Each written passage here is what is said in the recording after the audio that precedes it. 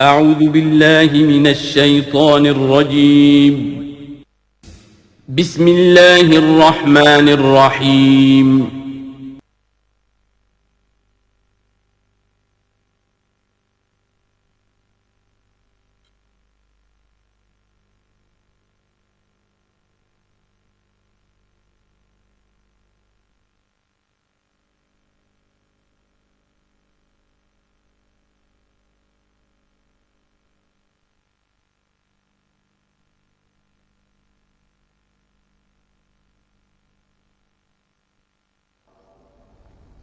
الحمد للہ وکفا والصلاة والسلام علی عباده الذین اصطفى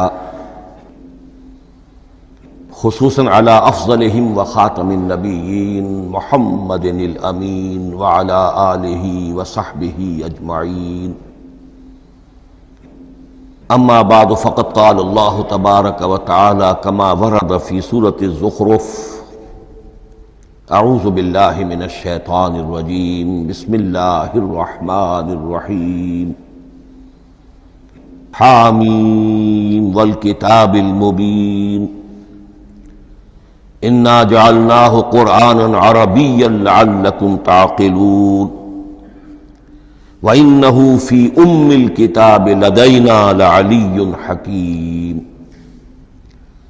وقال تبارک وتعالی کما ورد فی سورة الواقعہ: فلا اقسم بمواقع النجوم وانہ لقسم لو تعلمون عظیم انہ لقرآن کریم فی کتاب مکنون لا یمسہ الا المطہرون تنزیل من رب العالمین. وقال عز وجل کما ورد فی آخر سورة الفجر: بل هو قرآن مجید فی لوح محفوظ. صدق اللہ العظیم. رب اشرح لی صدری ویسر لی امری واحلل عقدۃ من لسانی یفقہوا قولی. اللہم ربنا الہمنا رشدنا واعذنا من شرور انفسنا. اللہم ارنا الحق حقا وارزقنا اتباعہ وارنا الباطل باطلا وارزقنا اجتنابہ. اللہم ارحمنا بالقرآن العظیم واجعلہ لنا اماما ونورا وہدى ورحمہ.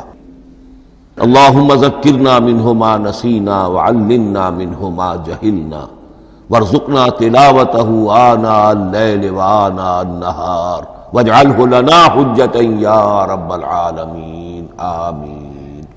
تعارف قرآن کے ضمن میں سب سے پہلی بات جو سمجھنے کی ہے وہ یہ کہ قرآن مجید کے بارے میں ہمارا اجمالی عقیدہ کیا ہے. یہ تین جملوں پر مشتمل ہو سکتا ہے. ہمارے نزدیک قرآن اللہ کا کلام ہے جو محمد الرسول اللہ صلی اللہ علیہ وسلم پر نازل ہوا. اور تیسرے یہ کہ یہ مکمل محفوظ شکل میں موجود ہے بنوعاً، اس میں نہ کوئی تحریف ہوئی ہے نہ کوئی تبدیلی ہوئی ہے.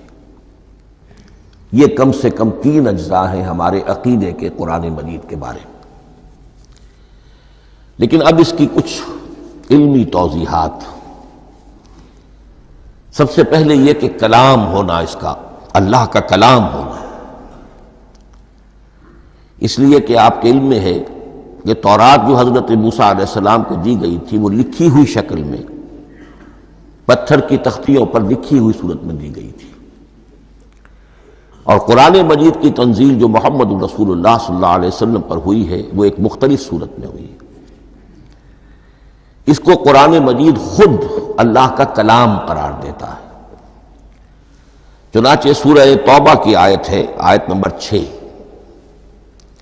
وَإِنْ أَحَدٌ مِّنَ الْمُشْرِكِينَ اسْتَجَارَكَ فَأَجِرْهُ حَتَّى يَسْمَعَ كَلَامَ اللَّهِ ثُمَّ أَبْلِغْهُ مَأْمَنَهُ. جب ہجرت کے 9ویں سال آخری وارننگ دی گئی تھی مشرکین عرب کو کہ اب صرف تمہیں چند مہینے کی مہلت دی جا رہی ہے، اس دوران میں آخری فیصلہ کر لو اسلام قبول کرنا ہے یا نہیں، اس لیے کہ اس کے بعد مشرکین عرب کے لیے کوئی رعایت نہیں ہوگی، جو لوگ اسلام قبول نہیں کریں گے انہیں تہہ تیغ کر دیا جائے گا۔ فَإِذَا انْسَلَخَ الْأَشْهُرُ الْحُرُمُ فَاقْتُلُوا الْمُشْرِكِينَ حَيْثُ وَجَدتُّمُوهُمْ، جب یہ مہلت ختم ہو جائے تو ان مشرکین کا قتل عام کرو۔ اس کی وضاحت پھر جب سورہ توبہ ہم پڑھیں گے تو اس وقت ہوگی، اس وقت یقیناً ذہن میں کچھ اشکالات آئیں گے، لیکن اس وقت اس ضمن میں تفصیلی بحث کا موقع نہیں۔ اب اس میں ایک استثناء رکھا گیا کہ ایک مشرک ہے، وہ چاہتا ہے کہ اتنا بڑا چیلنج جو ہمیں دے دیا گیا تو ہمیں موقع دیا جائے کہ ہم آئیں، آپ کے پاس بیٹھیں، کچھ دن رہیں، اللہ کا کلام سنیں، آپ کیا بات منوانا چاہتے ہیں، اس کے لیے کیا دلائل ہیں، اس کو اچھی طرح سمجھیں، اس کا ہمیں موقع ہونا چاہیے۔ اس کے لیے یہ آیت نازل ہوئی کہ وَإِنْ أَحَدٌ مِّنَ الْمُشْرِكِينَ اسْتَجَارَكَ، اے نبی اگر ان مشرکین میں سے کوئی شخص آپ سے پناہ طلب کرے فَأَجِرْهُ، اسے پناہ دیجئے، حَتَّى يَسْمَعَ كَلَامَ اللَّهِ، یہاں تک کہ وہ اللہ کا کلام سن لے، ثُمَّ أَبْلِغْهُ مَأْمَنًا، پھر یہ بھی نہیں کہ اسی وقت اسے کہا جائے کہ تم مانتے ہو یا نہیں مانتے، نہیں، پھر اسے اس کے امن کے مقام پر پہنچا دو۔ یہ جو آیت ہے اس میں لفظ کلیئر آ گیا کہ قرآن مجید اللہ کا کلام ہے، لیکن اب اسی تل کے اوٹ میں پہاڑ والا مسئلہ ہے، ٹپ آف آئس برگ، اس کے نیچے وہ کتنا بڑا تودہ ہوتا ہے۔ کلام جو ہے اللہ تعالیٰ کی صفت ہے، اور یہ بڑا مسئلہ گہرا ہے، اور علم کلام کا ایک بڑا پیچیدہ مسئلہ ہے کہ ذات باری تعالیٰ اور اس کی صفات کے مابین کیا ربط و تعلق ہے۔ آیا صفات ذات کا جز ہیں، جزو لا ینفک ہیں، حصہ ہے، یا کچھ زائد بر ذات، جس کو علامہ اقبال نے ایک جگہ کہا ہے صفات ذات حق، حق سے جدا یا عین ذات۔ یہ ہمارے علم کلام کا ایک بڑا پیچیدہ مسئلہ ہے، لیکن یہ کہ اس میں متکلمین کا جو تقریباً اجماعی فیصلہ ہے وہ دو لفظوں میں آتا، لا عین ولا غیر۔ اللہ کی صفات نہ تو اس کی ذات کا عین ہے نہ اس کی ذات سے غیر ہے، بہت پیچیدہ شکل ہے، اور یہ بھی اس وقت کا میرا موضوع نہیں ہے، میں صرف کسی اور موضوع کے لیے صرف حوالے دے رہا ہوں۔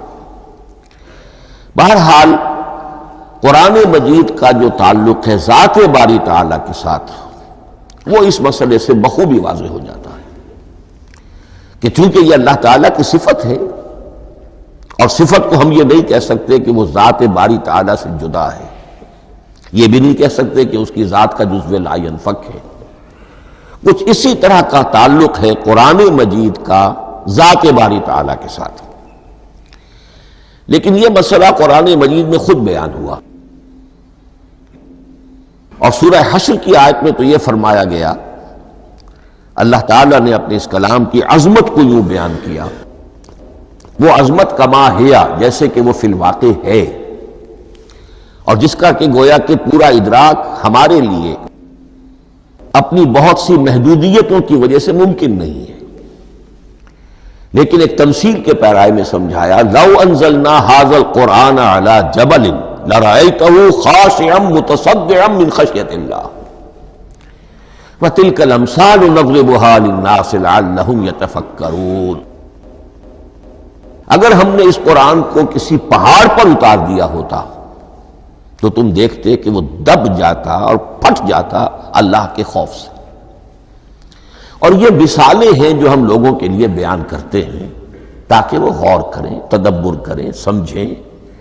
ما لا یدرک کلہ لا یترک کلہ، اگرچہ بتمام و کمال عظمت قرآن کا فہم ان کے لیے ممکن نہیں ہے، لیکن کسی درجے میں تو کچھ انعکاس اس کا ہو جائے، کچھ اندازہ ہو جائے، انسان اپنی ذہنی سطح کے اعتبار سے، اس کی مناسبت سے کسی درجے میں عظمت قرآن کا اندازہ کر لے، تو اللہ تعالیٰ کے ان الفاظ کو سامنے رکھے کہ لو انزلنا ھذا القرآن علی جبل لرأیتہ خاشعا متصدعا من خشیۃ اللہ۔ اب اس آیت کو سمجھنے کے لیے سورہ اعراف کی آیت نمبر 143 کو سمجھنا ہوگا، اسی اصول کے تحت کہ القرآن یفسر بعضہ بعضا، قرآن کا ایک حصہ دوسرے حصے کی تشریح کرتا ہے۔ وہاں یہ واقعہ بیان ہوا ہے کہ حضرت موسیٰ علیہ السلام کو جب اللہ تعالیٰ نے کوہ طور پر طلب فرمایا 30 راتوں کے لیے، جس میں بعد میں 10 کا اضافہ کر کے وہ ایک 40 رات کا ایک کورس بنا، دن رات، اس موقع پر جو مخاطبہ الہی، مکالمہ الہی سے مشرف ہوئے حضرت موسیٰ علیہ السلام، تو ان کی آتش شوق بھڑکی اور انہوں نے بڑی جرأت کر کے یہ درخواست کر دی، رب ارنی انظر الیک، پروردگار مجھے اپنا دیدار بھی عطا فرما، مجھے موقع عنایت فرما، میں تجھے دیکھ سکوں۔ یہ ان کی وہ آتش شوق کا مسئلہ ہے۔ لیکن جواب کیا ملا؟ لن ترانی، تو مجھے ہرگز نہیں دیکھ سکتے، ولیکن انظر الی الجبل فإن استقر مکانہ فسوف ترانی۔ لیکن ظاہر بات ہے کہ حضرت موسیٰ علیہ السلام کو بات سمجھانے کے لیے کچھ مشاہدہ بھی کرانا تھا۔ فرمایا تم مجھے نہیں دیکھ سکتے، البتہ اس سامنے کے پہاڑ پر نگاہ جماؤ، ہم اس پر اپنی ایک تجلی ڈالیں گے۔ یہ اگلی الفاظ کے اندر وضاحت ہے، میں یہاں پہلے سے بیان کر رہا ہوں سمجھانے کے لیے۔ اگر وہ پہاڑ ہماری اس تجلی کو، تجلی کسے کہتے ہیں؟ جلا، روشنی، تو اللہ تعالیٰ کی طرف سے کوئی خاص اس کے نور کا جب پرتو ہوتا ہے کسی شے پر تو وہ اس کی تجلی ہے۔ ہم اپنی ایک تجلی اس پہاڑ پر ڈالیں گے، اگر وہ اس کو جھیل جائے، اپنی جگہ کھڑا رہ جائے، تو تم سمجھنا کہ شاید تم بھی ہمیں دیکھ سکو۔ فلما تجلی ربہ للجبل، اب یہاں وہ لفظ آ گیا، جب اللہ نے تجلی اپنی پہاڑ پر ڈالی، جعلہ دکا وخر موسیٰ صعقا، وہ پہاڑ ریزہ ریزہ ہو گیا اور حضرت موسیٰ بے ہوش ہو کر گر گئے۔ اب یہ بے ہوش ہو کر گر جانا، جبکہ وہ تجلی براہ راست بھی نہیں ہے، بالواسطہ ہے۔ مشاہدہ جو کر رہے حضرت موسیٰ وہ بالواسطہ ہے، تجلی پہاڑ پر ہے، لیکن یہ کہ اس کا بھی بالواسطہ اس کا جو ہوا ہے، اس کی جو تاثیر ہوئی حضرت موسیٰ علیہ السلام پر کہ وہ اس کی تاب نہ لا سکے اور بے ہوش ہو کر گر گئے۔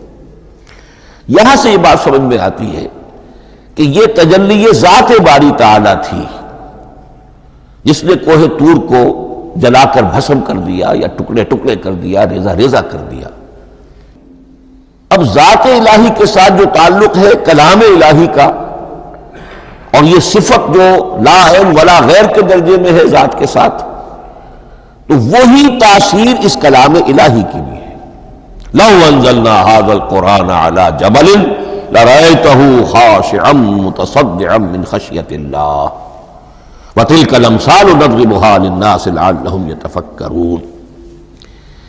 اس حقیقت کو اس دور میں میں اپنے مطالعے کی محدودیت کا اعتراف کرتے ہوئے عرض کر رہا ہوں کہ میرے نزدیک جس قدر پرشکوہ انداز میں علامہ اقبال نے بیان کیا ہے، اسی کیفیت کو وہ شاید اس کی کوئی مثال نہ مل سکے۔ فاش گویم آنچ در دل مزمرست، یہ کتابیں نیست چیزیں دیگرست، میں صاف ہی کہہ دیتا ہوں جو میرے دل میں چھپی ہوئی بات ہے۔ فاش گویم آنچ در دل مزمرست، یہ کتابیں نیست، اس قرآن کو کتاب نہ سمجھنا، یہ کچھ اور شے ہے، چیزیں دیگر است۔ اب وہ چیزیں دیگر کیا ہے؟ وہی جو میں نے عرض کیا، ذات باری تعالیٰ اور کلام کا صفت باری تعالیٰ ہونا، اس کے بنا پر جو مناسبت ہے، جو قرب ہے، جو مشابہت ہے۔ مثل حق پنہاؤ ہم پیداستو، زندہ پائندہ گویاستو۔ اس کلام میں اللہ تعالیٰ کی ساری صفات کا انعکاس موجود ہے۔ یہ بات ویسے بھی سمجھ میں آتی ہے، کوئی شخص ذرا گفتگو کرے، چند جملے جب وہ ادا کرے گا اپنی زبان سے، تو معلوم ہو جائے گا کہ اس کے فہم کا، اس کی دانش کا، اس کے مطالعے کا حدود اربع کیا ہے اور اس کے ذہن کی سطح کیا، سمجھ میں آ جائے گی بات۔ اس لیے کہ کلام جو ہے وہ متکلم کی پوری شخصیت کی عکاسی کر رہا ہوتا. تانت بازی راگ پایا، چند جملے کسی نے کہا، پتہ چل گیا کہ یہ کس سطح کے آدمی ہیں، علمی اعتبار سے، معلوماتی اعتبار سے، تہذیبی اعتبار سے، کلچرڈ ہیں یا نہیں ہیں. یہ ساری باتیں چند جملوں میں واضح ہو جائیں گی. تو اللہ تعالیٰ کی بھی جملہ صفات کا عکس اس قرآن میں موجود ہے. ان میں سے جن چند چیزوں کا ذکر علامہ نے شعر میں کیا، وہ جو سورہ حدید کی آیت ہے، هو الاول والآخر والظاہر والباطن. اللہ الظاہر بھی ہے، الباطن بھی ہے. اتنا ظاہر کہ اس سے زیادہ ظاہر کوئی شے نہیں، اور اتنا باطن کہ اس سے زیادہ چھپی ہوئی کوئی شے نہیں. اسی لیے حضور سے جو منقول ہیں الفاظ کہ پروردگار انت الظاہر فلیس فوقک شیء وانت الباطن فلیس دونک شیء. یہی کیفیت قرآن کی ہے. مثل حق پنہاں و ہم پیداستو، پنہاں بھی ہے ظاہر بھی ہے، جیسے ذات باری تعالی. اور جیسے اللہ تعالیٰ کی شان ہے جو آیت الکرسی کے شروع میں آئی، الحی القیوم. مثل حق پنہاں و ہم پیداستو، زندہ ہو پائندہ ہو گویاستو. یہ قرآن جو ہے اللہ تعالیٰ کی صفات کا ایک عکس اپنے اندر رکھتا ہے. اس سے ذرا آگے چلیے. کلام کے بارے میں اب کلام الہی ظاہر بات ہے کہ صفت ہے، اور صفت قدیم ہے. اللہ کی صفات حادث نہیں ہے.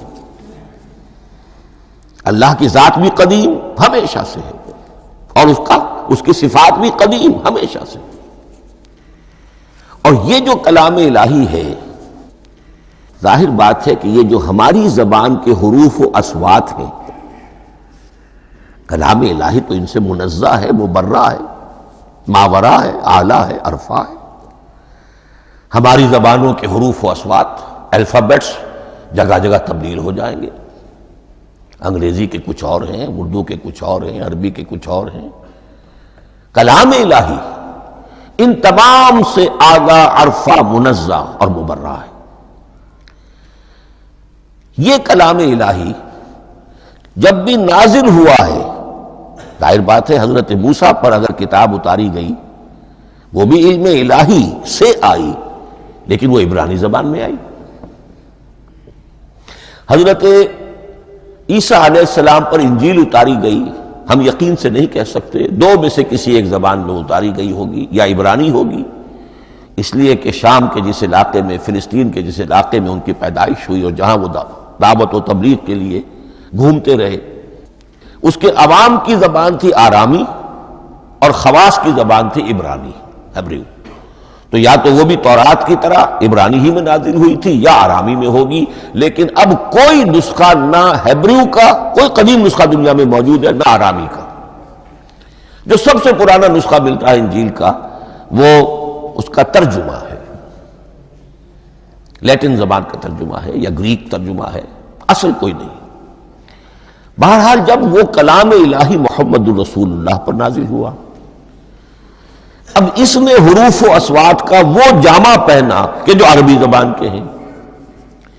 یہی وجہ دیکھیے، میں نے جو آیت سورہ حامیم، یہ جو سلسلہ سور ہے اس میں سے سورہ زخرف کی آیت جو میں نے آپ کو سنائی، حامیم والکتاب المبین انا جعلناہ قرآنا عربیا لعلکم تعقلون.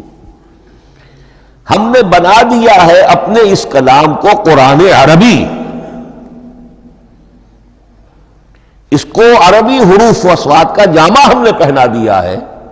انا جعلناہ قرآنا عربیا لعلکم تعقلون، کہ چونکہ مخاطب اول جو قوم تھی امیین، ان کی زبان عربی تھی، لعلکم تعقلون، تاکہ تم اس کو سمجھ سکو. اب اس سے آگے چلیے. اصل قرآن مجید کے 3 مقامات سے معلوم ہوتا ہے. اصل قرآن اللہ کے پاس ہے. یہ قرآن جو ہمارے پاس ہے، مصحف عثمان رضی اللہ تعالی عنہ، یہ اس قرآن کی مصدقہ نقل ہے. اصل قرآن کہاں ہے؟ ایک جگہ فرمایا بل ہوا قرآن مجید فی لوح محفوظ، لوح محفوظ میں ہے، اصل قرآن وہاں ہے۔ اسی طریقے سے اسی سورہ زخرف کی اگلی آیت کیا ہے؟ ہم نے اسے عربی قرآن بنا کر اتارا، لیکن اصل قرآن کیا ہے؟ وَإِنَّهُ فِي أُمِّ الْكِتَابِ لَدَيْنَا لَعَلِيٌّ حَكِيمٌ، حقیقت میں تو یہ ام الکتاب میں ہے جو ہمارے پاس ہے، اور علی ہے، بہت بلند، حکیم، بڑی حکمت والا، یا محکم مضبوط۔ حکیم کے دونوں معنی ہیں۔ استحکام بھی اسی ہے کاف اور میم کے مادے سے بنا ہے، کسی شے کا پختہ ہو جانا، مضبوط ہو جانا، اور عقل کی پختگی وہ حکمت ہے، وہ دانائی ہے۔ اس اعتبار سے نوٹ کیجئے اصل قرآن کہاں ہے؟ لوح محفوظ میں۔ اصل قرآن کہاں ہے؟ ام الکتاب میں۔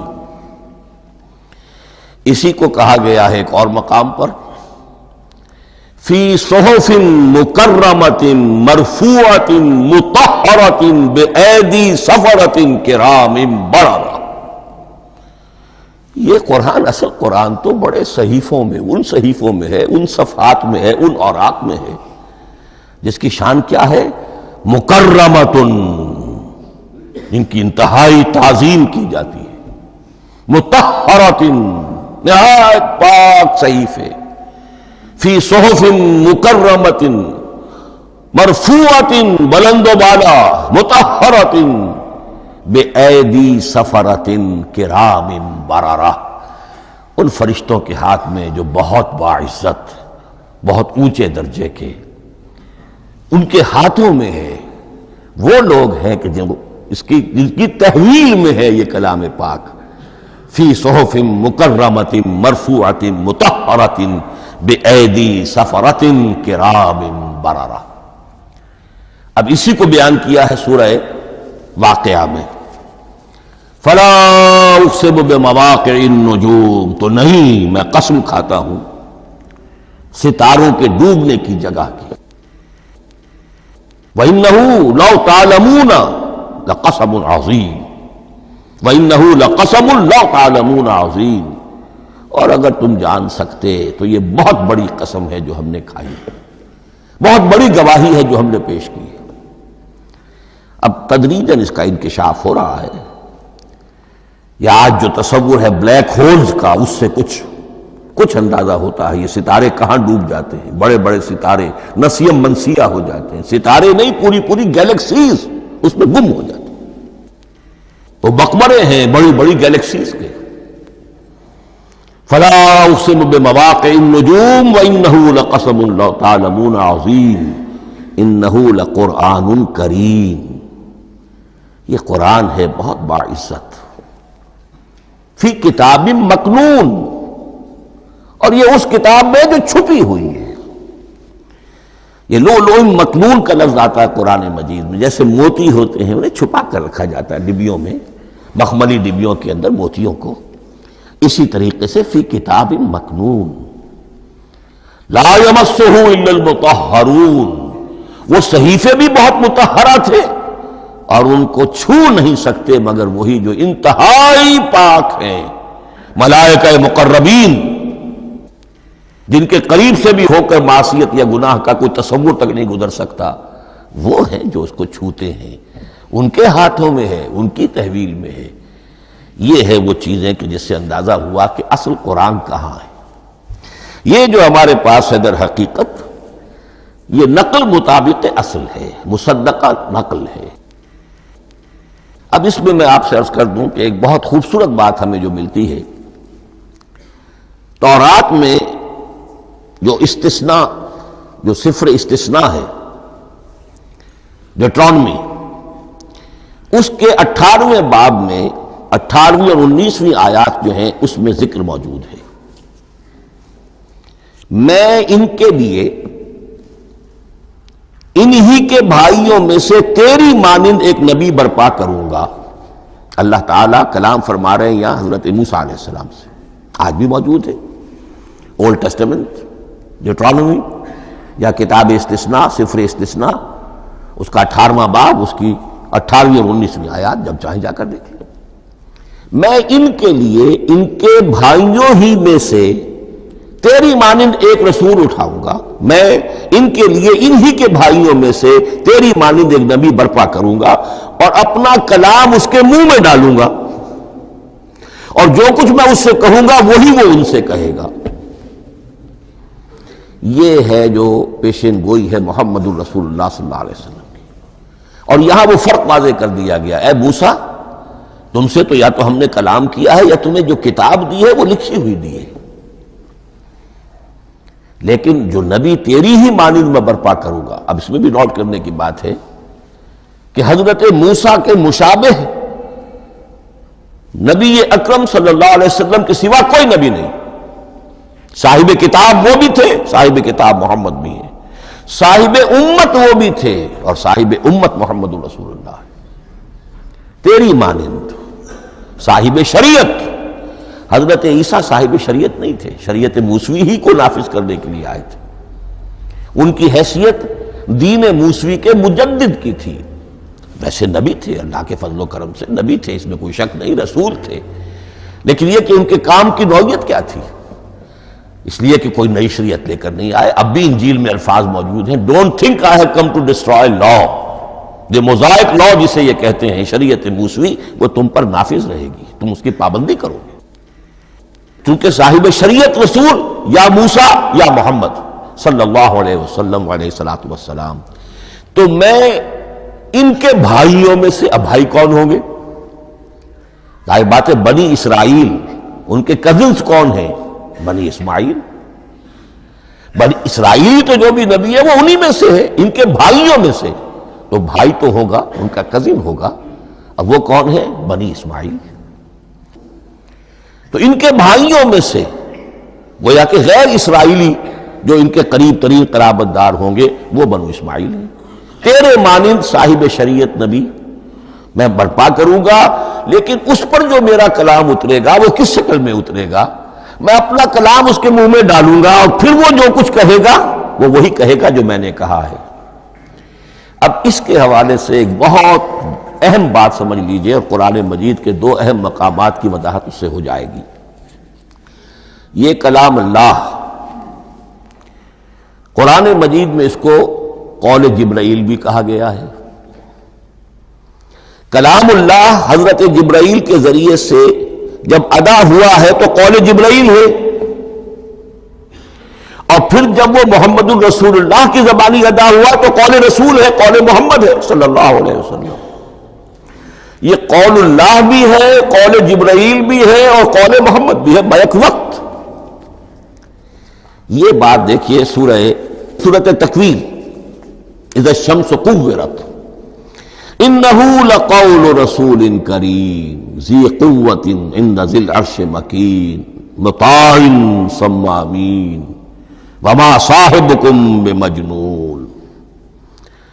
یہ یہاں پر حضرت جبرائیل کا ذکر ہو رہا ہے۔ وما ہوا بقول شیطان الرجیم، محمد تک اس قرآن کو لانے والا تو وہ بلند پائے کا فرشتہ ہے، یہ کوئی شیطان رجیم نہیں ہے، اس لیے کہ مکے والوں نے کہہ دیا تھا ہو سکتا ہے کوئی بدروح آئی ہو محمد پر، اور اس بدروح نے کوئی الٹی سیدھی بات سکھا دی ہو، نہیں۔ انہ لقول رسول کریم، یہاں رسول کریم کون ہے؟ حضرت جبرائیل۔ انہ لقول رسول کریم ذی قوت عند ذی العرش مکین، بڑی قوت والا اور جس کا بڑا اونچا مقام اور مرتبہ ہے عرش والے کے قریب۔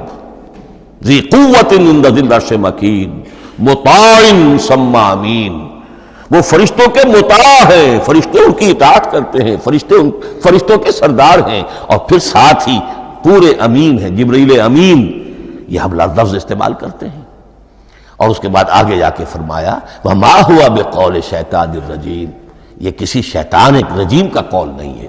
اب یہاں اس سورہ تکویر میں قرآن کو قول جبرائیل قرار دیا گیا، لیکن سورۃ الحاقہ میں چلیے اس کے آخر میں آتا ہے انہ لقول رسول کریم وما ہوا بقول شاعر قلیلا ما تؤمنون ولا بقول کاہن قلیلا ما تذکرون تنزیل من رب العالمین۔ یہاں اب رسول کریم سے مراد محمد الرسول اللہ صلی اللہ علیہ وسلم۔ یہ کسی شاعر کا قول نہیں ہے، کسی کاہن کا قول نہیں ہے، یعنی جس کے زبانی یہ قرآن لوگوں کے سامنے آ رہا ہے۔ جبرائیل کا قول ہو کر تو محمد پر نازل ہوا صلی اللہ علیہ وسلم، لیکن اب لوگوں کے سامنے وہ قول محمد بن کر آ رہا ہے۔ انہ لقول رسول کریم وما هو بقول شاعر قلیلا ما تؤمنون ولا بقول کاہن قلیلا ما تذکرون تنزیل من رب العالمین۔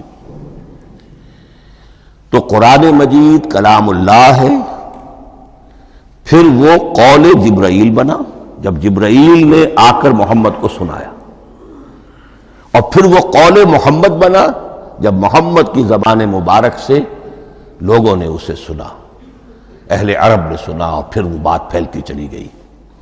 اب آخری بحث اس موضوع پر جو ہے وہ یہ ہے، کلام الہی کی 3 صورتیں ہیں جو قرآن مجید میں سورہ شورى کی آیت نمبر 51 میں بیان ہوئی ہے۔ وَمَا كَانَ لِبَشَرٍ أَن يُكَلِّمَهُ اللَّهُ، کسی بشر، کسی انسان کی یہ حیثیت نہیں ہے، مقام نہیں ہے کہ اللہ اس سے کلام کرے۔ یہ نہیں کہا کہ اللہ کے لیے ممکن نہیں ہے، نہیں، اللہ کے لیے تو ہر شے ممکن ہے، لیکن کسی بشر کا یہ مقام نہیں ہے کہ اللہ اس سے کلام کرے۔ مخلوق ہے، بشر ہے۔ ما کان لبشر ان یکلمہ اللہ الا اب 3 شکلیں آئیں، الا وحیا او من وراء حجاب او یرسل رسولا فیوحی باذنہ ما یشاء انہ علی حکیم۔ 3 صورتیں ہیں کلام الہی کی۔ یا تو براہ راست اللہ وحی کرتا ہے بغیر کسی فرشتے کی درمیان میں ذریعہ بنائے ہوئے، اسی کا نام الہام ہے، اسی کا نام تحدیث ہے۔ یہ غیر نبی کے ساتھ بھی ہوتا ہے۔ حضور نے فرمایا ہر نبی کی امت میں محدث ہوتے تھے جن سے اللہ کلام کرتا تھا، اور میری امت کا محدث عمر ہے رضی اللہ تعالی عنہ۔ محدث، محدث نہیں، محدث کے معنی ہے علم حدیث کا ماہر۔ امام بخاری محدث ہیں، امام مسلم محدث ہیں۔ محدث تحدیث سے مفعول بنا، جس سے بات کی جاتی ہے، محدث۔ اللہ بات کرتا ہے، اللہ دل میں ڈال دیتا ہے، القاء ہو جاتا ہے، الہام ہو جاتا ہے، کوئی فرشتہ درمیان میں نہیں، براہ راست۔ دوسری شکل کلام کی کیا ہے؟ او من وراء حجاب، یہ ہمارے علم کی حد تک صرف حضرت موسیٰ علیہ السلام کی شان ہے، استثنائی شان ہے۔ وَكَلَّمَ اللَّهُ مُوسَىٰ تَكْلِيمًا، اور موسیٰ کے ساتھ تو اللہ نے کلام فرمایا جیسے کہ کلام کیا جاتا ہے۔ فرق کیا تھا؟ من وراء حجاب، پردہ تھا، دیکھ نہیں سکتے تھے، تبھی تو ان کی وہ آتشی شوق بھڑکی تھی۔ کیا قیامت ہے کہ چلمن سے لگے بیٹھے ہیں، صاف چھٹتے بھی نہیں، سامنے آتے بھی نہیں، کلام بھی فرما رہے ہیں، لیکن یہ کہ بات مجھے دیدار عطا کرنے کے لیے تیار نہیں، رب ارنی انظر الیک۔ لیکن یہ جو کلام ہے ہمارے علم کی حد تک براہ راست اس دنیا میں حضور سے ہوا ہے معراج کی شب، لیکن وہ 7ویں آسمان پر ہوا۔ اس دنیا میں ہمارے علم کی حد تک یہ کلام براہ راست من ورائے حجاب صرف حضرت موسیٰ علیہ السلام کی استثنائی شان ہے۔ اور تیسرا ہے او یرسل رسولا فیوحی باذنہ ما یشاء، یا تیسری صورت یہ کہ اللہ کسی پیغامبر کو بھیجتا ہے جو وحی کرتا ہے جو اللہ چاہتا ہے۔ یہ تیسری شکل ہے وحی کی۔ قرآن مجید اس تیسری شکل میں نازل ہوا ہے محمد الرسول اللہ صلی اللہ علیہ وسلم پر۔ حضور کو جو الہام ہو جاتے تھے، جو حضور کو القاء ہو جاتا تھا، جو آپ کے دل میں براہ راست اللہ کی طرف سے وحی آتی تھی، وہ قرآن میں شامل نہیں ہے۔ اگرچہ حضور کے خواب بھی سچے تھے، وہ بھی اللہ کی طرف سے ہوتے تھے، شیطان کی آمیزش نہیں ہو سکتی تھی، لیکن یہ بھی قرآن میں شامل نہیں ہے۔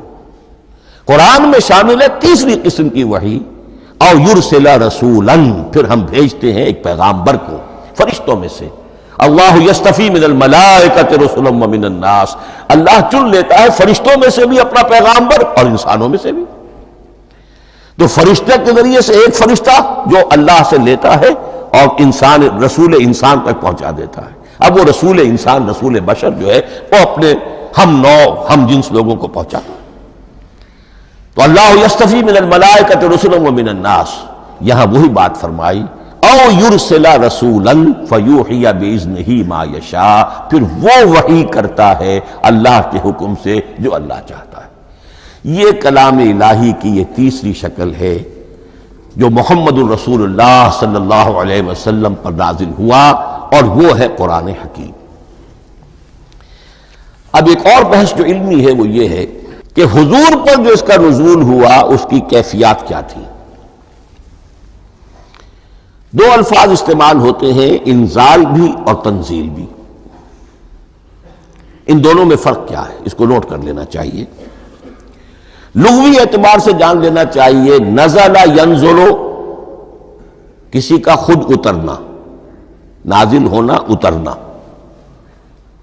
انزل ینزل دفعتن اتار دینا، کسی اور نے کسی شے کو دفعتن نیچے اتار دیا. یہی مفہوم نزلہ کے ساتھ بے لگ جائے تو آ جاتا ہے، با کے ساتھ نزلہ بہی، یہ اتارنے کے مفہوم میں آئے گا. لفظی ترجمہ یہ بھی کر سکتے جو اترا اس شے کے ساتھ. نزل بہ الروح الامین، اس کو لے کر نازل ہوا خود روح الامین فرشتہ علی قلبک، اے محمد صلی اللہ علیہ وسلم آپ کے قلب مبارک پر. تو نزل بے اور انزال اس کے معنی ایک ہی ہے. لیکن اگلا لفظ ہے تنزیل، نزل ینزل تنزیلا، اس کے معنی ہے رفتہ رفتہ، تدریجاً، نجمن نجمن، تھوڑا تھوڑا کر کے، وقفے وقفے سے اتارنا. جیسے عربی میں اعلام کہیں گے کسی کو کچھ بتا دینا، باخبر کر دینا، مطلع کر دینا، بھائی مطلع کر دیا میں نے، اب تم جانو تمہارا کام، یہ اعلام کہلائے گا. تعلیم کسے کہتے ہیں؟ سکھانا درجہ بدرجہ، دیکھنا اس کی استعداد کیا ہے، آج یہ کیا بات سمجھ سکتا ہے، میں اتنے ہی درجے تک سمجھاؤں، اب کل میں اسے مزید سمجھاؤں گا، پرسوں مزید سمجھاؤں گا. یہ درجہ بدرجہ کسی شے کو سمجھانا یہ تعلیم ہے. تو انزل ینزل انزالا یہ ہے اتار دینا دفعتن، اور نزل ینزل تنزیلا یہ ہے تدریجاً اتارنا. اب قرآن مجید کے لیے یہ دونوں الفاظ مستعمل ہیں، لیلۃ القدر اور لیلۃ المبارکہ. اب یہ دو بھی نوٹ کر لیجئے، قرآن مجید میں چونکہ اہم مضامین کم سے کم دو جگہ پر ضرور آتے ہیں. انا انزلناہ فی لیلۃ القدر، یہاں انزلنا ہے، نزلنا نہیں ہے، انزلنا ہے. ہم نے اتارا اس کو لیلۃ القدر میں. اور باقی صورت تو آپ کو یاد ہوگی، وما ادراک ما لیلۃ القدر، لیلۃ القدر خیر من الف شہر، تنزل الملائکۃ والروح فیہا باذن ربہم من کل امر سلام ہی حتی مطلع الفجر. لیکن یہ اہم مضمون قرآن مجید میں دوسری جگہ بھی ہے. سورہ دخان کے شروع میں فرمایا حامیم والکتاب المبین انا انزلناہ فی لیلۃ مبارکۃ انا کنا منذرین فیہا یفرق کل امر حکیم امرا من عندنا انا کنا مرسلین رحمتا من ربک انہ هو السمیع العلیم. یہ لیلۃ المبارکہ ہے، ایک ہی ہے، لیلۃ القدر اور لیلۃ المبارکہ. ان دونوں کے لیے وہی انزلنا کا لفظ آیا. لیکن یہ کہ سابقہ کتابوں کے اعتبار سے قرآن مجید کا فرق واضح کیا گیا ہے. مثلا سورہ نساء کی آیت نمبر 136 بہت نمایاں ہے، بہت نمایاں ہے. وہاں فرمایا گیا یا ایھا الذین آمنوا آمنوا باللہ ورسولہ والکتاب الذی نزل علی رسولہ والکتاب الذی انزل من قبل. اے ایمان کے دعوے دارو، حقیقتاً ایمان لاؤ، ایسے ایمان لاؤ جیسے ایمان لانے کا حق ہے، اللہ پر بھی اور اس کے رسول پر بھی، اور اس کتاب پر بھی جو اللہ نے اپنے رسول پر نازل فرمائی، اور اس کتاب پر بھی جو اللہ نے پہلے نازل فرمائی. لیکن نازل کے لیے یہاں آیا حضور کے لیے والکتاب الذی نزل علی رسولہ، تنزیل کی شکل میں. اور تورات کے لیے والکتاب الذی انزل من قبل، وہ تو دفعۃ واحدا لکھی ہوئی تختیوں کی شکل میں حضرت موسیٰ علیہ السلام کو دے دی گئی تھی۔ تو یا ایھا الذین آمنوا آمنوا باللہ ورسولہ والکتاب الذی نزل علی رسولہ والکتاب الذی انزل من قبل۔ یہ جو تنزیل ہوئی ہے حضور پر، یعنی لیلۃ القدر میں جو رمضان مبارک میں ہے، پورا قرآن لوح محفوظ سے، کتاب مکنون سے، ام الکتاب سے نقل کر کے اتار دیا گیا سمائے دنیا تک۔ پہلا آسمان جسے ہم کہتے ہیں سمائے دنیا، وہ آسمان جو قریب ترین ہے دنیا کے، وہاں سے اب یہ درجہ بدرجہ تھوڑا تھوڑا چند آیتیں، چند سورتیں، پھر آیتیں، پھر سورتیں، یہ نازل ہوا محمد الرسول اللہ صلی اللہ علیہ وسلم پر۔ گویا کہ پہلا مرحلہ انزال کا ہے، پورا قرآن لوح محفوظ یا کتاب مکنون یا ام الکتاب سے نقل کر کے اتار دیا گیا سمائے دنیا تک۔ یہ ہے انزل ینزل انزالا، انا انزلناہ فی لیلۃ القدر انا انزلناہ فی لیلۃ مبارکہ۔ لیکن محمد الرسول اللہ پر یہ نازل ہوا اب تھوڑا تھوڑا، نجمن نجمن، درجہ بدرجہ، تدریجن۔ یہ ہے تنزیل۔ اس تنزیل کی حکمت قرآن مجید میں بیان ہوئی ہے، اور اس اعتبار سے کہ اہل عرب نے، اہل مکہ نے اعتراض کیا تھا کہ یہ پورا قرآن کیوں نہیں محمد ایک ہی مرتبہ پیش کر دیتے صلی اللہ علیہ وسلم۔ اس میں جو چیز مضمر تھی وہ یہ تھی کہ چونکہ یہ حقیقت میں اللہ کا کلام نہیں ہے، یہ محمد کا اپنا کلام ہے، تو کوئی شاعر دنیا میں ایسا نہیں ہے جو ایک دم اپنا پورا دیوان دے دے۔ وہ تو ساری عمر میں تھوڑا تھوڑا، آج غزل کہی، کل قصیدہ کہا، پرسوں کچھ اور کہا، پھر وہ جمع ہوتا ہے تو وہ دیوان بنتا ہے۔ اسی طریقے سے تو یہ کر رہے ہیں۔ اگر یہ اللہ کا کلام ہوتا تو بیک وقت آ جاتا۔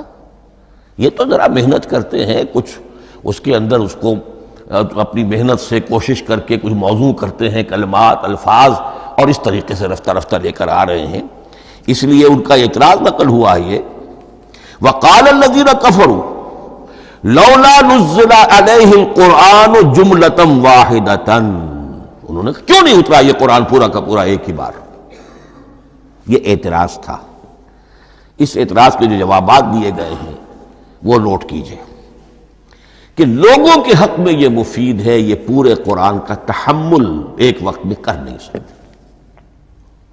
یہ پورا قرآن تو ایک ہی مرتبہ اگر پہاڑ پر بھی اتار دیا جاتا تو وہ پھٹ جاتا، دب جاتا۔ وَقُرْآنًا فَرَقْنَاهُ لِتَقْرَأَهُ عَلَى النَّاسِ عَلَى مُكْثٍ وَنَزَّلْنَاهُ تَنزِيلًا، سورہ بنی اسرائیل آیت 106۔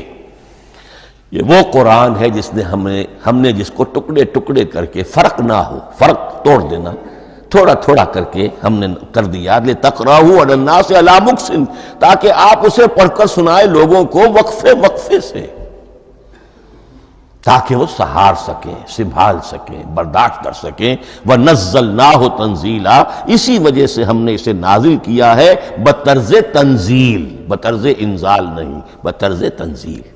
وَقُرْآنًا فَرَقْنَاهُ لِتَقْرَأَهُ عَلَى النَّاسِ عَلَى مُكْثٍ وَنَزَّلْنَاهُ تَنزِيلًا۔ ایک حکمت تو ہو گئی عوام کے لیے، ایک حکمت خود رسول کے لیے صلی اللہ علیہ وسلم۔ كَذَلِكَ لِنُثَبِّتَ بِهِ فُؤَادَكَ وَرَتَّلْنَاهُ تَرْتِيلًا۔ اب ذرا نوٹ کیجئے، قلب محمدی کے لیے بھی اس پورے کلام کا ایک دم سہار آسان کام نہیں تھا۔ یہ اس لیے، یہ اسی سورہ الفرقان کی جو آیت کا میں نے ایک حصہ آپ کو سنا دیا تھا، اسی کے اندر اس کا جواب آیا ہے، اسی آیت میں، آیت نمبر 32 ہے یہ سورہ فرقان کی۔ وَقَالَ الَّذِينَ كَفَرُوا لَوْلَا نُزِّلَ عَلَيْهِ الْقُرْآنُ جُمْلَةً وَاحِدَةً، یہ اعتراض ہے۔ جواب کیا ہے؟ كَذَلِكَ لِنُثَبِّتَ بِهِ فُؤَادَكَ، ہم نے یہ اس لیے کیا ہے نبی کہ اس کے ذریعے سے آپ کے دل کو ٹھہراؤ اور جماؤ عطا کرے، یہ ایک دم اس کا اتر جانا۔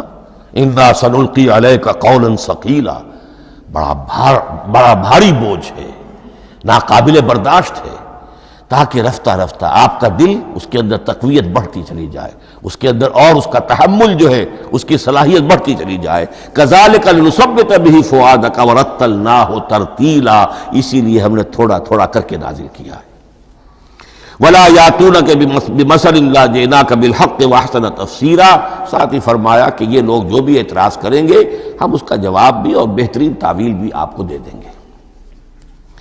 اب اگلی بحث یہ ہے، یہ قرآن کب اور کہاں نازل ہوا؟ یہ عام معلوماتی شے ہے، اس میں کوئی پیچیدگی نہیں ہے، لیکن اس کی اہمیت ہے، بہت ضروری ہے۔ وہ میں انشاءاللہ اگلی بحث میں جبکہ قرآن کے سمجھنے کے جو اصول ہیں ان کو بیان کروں گا تو وضاحت سے بات آئے گی۔ یہ کہ یہ عام معلوماتی ایک ہمارے ذہن میں خاکہ رہنا چاہیے، زمان و مکان کا کیا رشتہ ہے قرآن کے ساتھ۔ قرآن نازل کب ہوا؟ ہمارا چونکہ عام طور پر جو معمول ہے، ہم تو جو کرسچین ایرا ہے اس کے حوالے سے ہمارے ذہن کے اندر سارا حساب کتاب ہے، تو سن 610 عیسوی سے لے کر 632 عیسوی تک شمسی حساب سے 22 سالوں میں قرآن نازل ہوا ہے۔ 571 حضور کی ولادت کا سال ہے، 571 عیسوی۔ 610 میں آپ 39 سال کے ہوئے، لیکن قمری حساب سے 40 کے ہو چکے۔ 610 میں قرآن کی تنزیل شروع ہوئی اور 632 میں آپ کا انتقال ہوا۔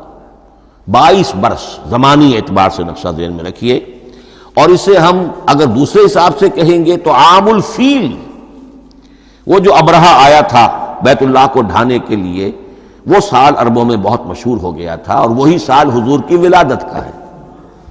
تو عام الفیل ہی میں حضور کی ولادت ہوئی، لہذا 40 عام الفیل میں قرآن مجید کا نزول شروع ہوا، اور 11 ہجری تک یہ 23 برس بنتے ہیں قمری حساب سے۔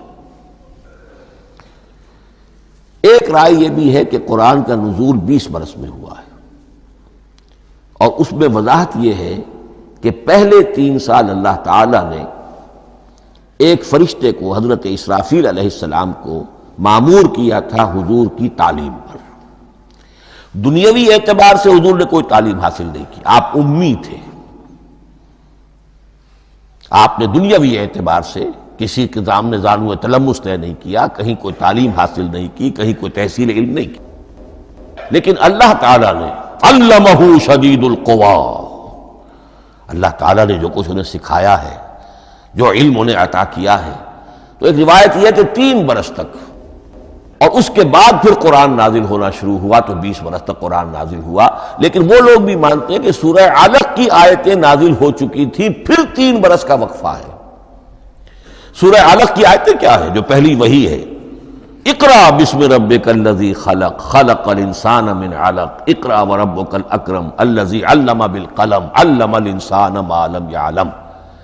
گویا کہ بسم اللہ ہو رہی ہے محمد الرسول اللہ صلی اللہ علیہ وسلم کی تعلیم کی، اور جن گھرانوں میں یہ رواج ابھی تک چل رہا ہو، بسم اللہ بچوں کی کراتے ہیں، ایک تقریب کی شکل میں منعقد کرتے ہیں، ہمارے ہاں یہ رواج تھا، اب ہم چھوڑ چکے ہیں، کہ جو تقریب بھی حضور کی اور صحابہ کی زندگیوں سے ثابت نہ ہو، ہمیں کوشش کرنی چاہیے کہ ان تقریبات کا سلسلہ منقطع کریں۔ ما انا علیہ واصحابی، ہماری تقریبات جو ہیں وہ بس وہیں تک محدود رہنی چاہیے۔ بہرحال وہ جو ایک چلتی ہے روایت، 4 سال 4 مہینے 4 دن کا بچہ یا بچی ہے تو بسم اللہ یہی آیتیں پڑھی جاتی ہیں۔ پڑھ تو نہیں سکتا، انگلی رکھ کر پڑھانے والا کوئی عالم دین بیٹھ جاتا ہے سامنے، وہ نہا دھو کر بچہ یا بچی بیٹھی ہوئی ہے، اور اس کو اقرا بسم ربک الذی خلق، خلق الانسان من علق، اقرا وربک الاکرم الذی علم بالقلم، علم الانسان ما لم یعلم۔ اب اس میں تو سارا پڑھنے پر زور ہے، حصول علم پر زور ہے، کسی تبلیغ کا حکم ہی نہیں، ابھی رسالت کا کوئی تذکرہ کچھ بھی نہیں، اس میں تو قیامت کا بھی کوئی ذکر نہیں۔ اب اس کے بعد روایت یہ ہے کہ 3 برس تک پھر حضرت اسرافیل دن رات حضور کے ساتھ رہے ہیں اور آپ کی تعلیم ہوئی ہے، اور پھر 3 برس کے بعد پھر وحی کا سلسلہ شروع ہوا ہے، واللہ عالم۔ لیکن یہ کہ جب سورہ اقرا نازل ہو چکی ہے، اس کی 5 آیتیں، تو وہ 3 برس بھی اس کا وقفہ شمار ہوں گے، زمانہ نزول پھر وہی 23 برس رہے گا۔ اسی کے ساتھ میں نے عرض کیا تھا کہ دوسری بات یہ کہاں نازل ہوا قرآن۔ ایک لفظ میں تو یہ سمجھ لیجئے یہ حجاز میں نازل ہوا۔ حجاز جزیرہ نمائے عرب کا ایک خاص حصہ ہے، پہاڑی سلسلہ، یوں سمجھ لیجئے، اس کو ذہن میں رکھیے۔ جزیرہ نمائے عرب جو ہے وہ شمال سے جنوب کی طرف چوڑا ہوتا جاتا ہے، شمال میں شام اور عراق کی طرف جاتا ہے تو وہ تنگ ہے، پھر نیچے چوڑا ہو رہا ہے۔ اس کا جو مغربی ساحل ہے جس پر جدہ کی بندرگاہ بھی ہے، ینبو کی بھی ہے، اس کے کہیں وہ ایک میدان شروع ہوتا ہے ساحل سے، کہیں وہ بہت مختصر ہے، کہیں خاصا چوڑا ہے، اس کو کہتے ہیں تہامہ۔ پھر ایک پہاڑی سلسلہ ہے، اس کو کہتے ہیں حجاز۔ یہ پہاڑی سلسلہ جو ہے اس کے بعد جو ہے وہ نجد کہلاتا ہے، وہ سطح مرتفع ہے، پلیشو۔ تو یہ تین حصے ہیں جزیرہ نمائے عرب کے جغرافیائی اعتبار سے، اور حجاز کہتے بھی ہیں پردے کو، حاجزن، پردہ جو دو چیزوں کے درمیان حائل ہو جائے۔ تو یوں سمجھیے کہ یہ فلیٹ ہے نجد کا، اور یہ فلیٹ ہے میدان، یہ ہے تہامہ کا، اور درمیان میں یہ پہاڑی سلسلہ کھڑا ہوا ہے، تو یہ گویا کہ ان دونوں کو جدا کر رہا، یہ حجاز ہے۔ اس حجاز ہی کا شہر مکہ ہے، اس حجاز ہی کا شہر مدینہ ہے، اس حجاز ہی کا شہر طائف ہے، اس حجاز ہی کی آخری ٹپ سمجھ لیجئے تبوک ہے۔ تو حضور صلی اللہ علیہ وسلم کی پوری زندگی آغاز وحی کے بعد سے لے کر وہ اسی علاقے کے اندر، پہلے آپ مکے میں تھے، قرآن مجید کی جو صورتیں اس دور میں نازل ہوئیں، یہ آیتیں نازل وہ مکیات کہلاتی ہیں۔ پھر آپ نے ہجرت کی، اور ہجرت کر کے جب آپ جا رہے تھے اس دوران میں بھی کچھ قرآن نازل ہوا اثناء ہجرت میں۔ پھر آپ مدینے تشریف فرما ہوئے، اب وہ ہم کہتے ہیں مدنی قرآن، لیکن مدنی قرآن سارا مدینے میں نازل نہیں ہوا۔ آپ کبھی جا رہے کسی مہم پر، کسی جنگ کے لیے، غزوہ بدر کے لیے آ گئے ہیں، تو وہاں جو آیات نازل ہو رہی ہیں وہ مدینے میں تو نہیں ہو رہی۔ براڈ تقسیم تو یہی ہے، مکی مدنی۔ ہجرت سے قبل جو کچھ نازل ہوا وہ مکی، ہجرت کے بعد جو کچھ نازل ہوا وہ مدنی۔ لیکن صرف مدنی کہنا صحیح نہیں ہے۔ اثناء سفر تبوک، اتنا طویل سفر ہے آپ کا، اس کے دوران آتے جاتے قرآن نازل ہوتا رہا۔ لیکن یہ بات نوٹ کر لیجئے کہ پورا قرآن حجاز ہی میں نازل ہوا ہے۔ یہ تمام شہر، یہ تمام علاقہ حجاز کہلاتا ہے۔ ایک اور بحث جو ہم اسی اپنی پہلی نشست میں مکمل انشاءاللہ کر لیں گے، وہ ہے محفوظیت قرآن کی بحث۔ میں نے عرض کیا تھا کہ تین چیزوں پر ہمارا عقیدہ مشتمل ہے۔ یہ اللہ کا کلام ہے، نمبر ایک، نازل ہوا محمد الرسول اللہ پر صلی اللہ علیہ وسلم، اسی لیے ہم نے کلام سے متعلق کچھ مباحث علمی گہرائی میں اتر کر وہ سمجھے، حضور پر اس کے نزول، انزال اور تنزیل کے مختلف مراحل کو سمجھا۔ اب اس کی محفوظیت کے اعتبار سے واقعہ یہ ہے کہ واحد کتاب ہے پوری دنیا میں، واحد کتاب جس کے بارے میں دشمن بھی تسلیم کرتے ہیں، چاہے وہ اسے اللہ کا کلام نہ مانے، لیکن یہ مانتے ہیں کہ بعین ہی وہ شے جو محمد نے اپنی امت کو دی تھی آج بھی امت کے پاس صحیح موجود ہے۔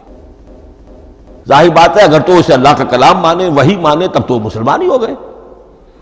وہ تو یہی کہتے ہیں کہ بہرحال محمد نے چاہے خود لکھا، تصنیف کیا، جو بھی کچھ کیا اس کو چھوڑ دیجئے، لیکن جو شے محمد نے اپنی امت کو دی تھی صلی اللہ علیہ وسلم، بعین ہی وہ شے موجود ہے۔ تو یہ محفوظیت قرآن کی جو ہے، جبکہ کوئی اور دنیا کی کتاب اس کی مدعی ہی نہیں۔ تورات والوں کا سرے سے یہ دعویٰ ہی نہیں ہے۔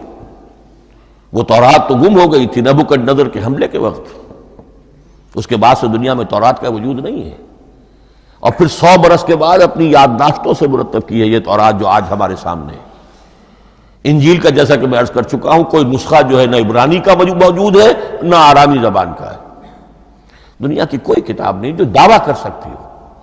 یہ قرآن جو شروع ہوتا ہے ذالک الکتاب لا ریب فیہ، یہ دعویٰ دنیا کی کسی اور کتاب نے خود کیا بھی نہیں۔ اس کی بھی جس قدر پرشکوہ الفاظ میں علامہ اقبال نے اس کی ترجمانی کی ہے، انہی کا حصہ ہے۔ حرف اورا ریب نئے، تبدیل نئے، آیا شرمندہ تعویل نئے۔ اس قرآن کے کسی حرف میں کوئی تحریف ہو جانا نہیں، امکان ہی نہیں، قطعی طور پر۔ کسی لفظ کا بدل دیا جانا نہیں، حرف اورا ریب نئے، تبدیل نئے۔ اس میں کسی کا شک پر مبنی ہونا نہیں، آیت شرمندہ تعویل نئے، اس کی آیت کوئی بھی ایسی نہیں جسے توڑا مروڑا جا سکے، یہ اپنی حفاظت خود کرتی ہے۔ لا یاتیہ الباطل من بین یدیہ ولا من خلفہ، حامیم السجدہ کی آیت نمبر 42، اس پر باطل حملہ آور ہو ہی نہیں سکتا۔ انا نحن نزلنا الذکر وانا لہ لحافظون، ہم ہی نے یہ الذکر نازل کیا ہے اور ہم ہی اس کی حفاظت کرنے والے ہیں۔ جہاں تک پہلے ٹکڑے کا تعلق ہے اس آیت مبارکہ کا، اس میں تو تورات بھی آئے گی۔ تورات کس نے نازل کی؟ اللہ نے نازل کی۔ انجیل کس نے نازل کی؟ اللہ نے نازل کی۔ انا انزلنا التوراۃ فیہا ھدی ونور، یہ سورہ مائدہ میں الفاظ ہے۔ انجیل کے بارے میں بھی ہم نے انجیل عطا کی عیسیٰ کو، فیہ ھدی ونور، لیکن یہ کہ انا نحن نزلنا الذکر، اس کو اس قدر تاکید کے ساتھ کہہ کر وَإِنَّا لَهُ لَحَافِظُونَ، اور ہم ہی اس کے محافظ ہیں۔ لیکن اس موضوع پر اہم ترین مقام جو ہے قرآن مجید کا، وہ سورہ قیامہ کی یہ آیات ہے، لا تحرک بہ لسانک لتعجل بہ۔ جب قرآن نازل ہوتا تھا حضور جلدی جلدی زبان کو حرکت دیتے تھے، یاد کر لیں، مبادا کہیں بھول جاؤ، مبادا کوئی لفظ جو ہے تبدیل ہو جائے۔ یہ مشقت جو آپ جھیل رہے تھے، اس سے اللہ نے روک دیا، از راہ شفقت اور محبت۔ لا تحرک بہ لسانک لتعجل بہ ان علینا جمعہ وقرآنہ، ہمارے ذمے ہے اس کو جمع کر دینا، آپ کے سینے میں جمع کر دیں گے اس کو۔ اور صرف جمع کرنا نہیں، قرآن، ترتیب۔ قرآن ہوتا ہے پڑھا جاتا ترتیب سے، یعنی ترتیب نزولی، یہ بعد میں ہماری علیحدہ بحث بھی آئے گی کہ ترتیب نزولی اور ہے، ترتیب مصحف اور ہے، یہ ترتیب بھی ہم کروا دیں گے، یہ بھی ہمارے ذمے ہے۔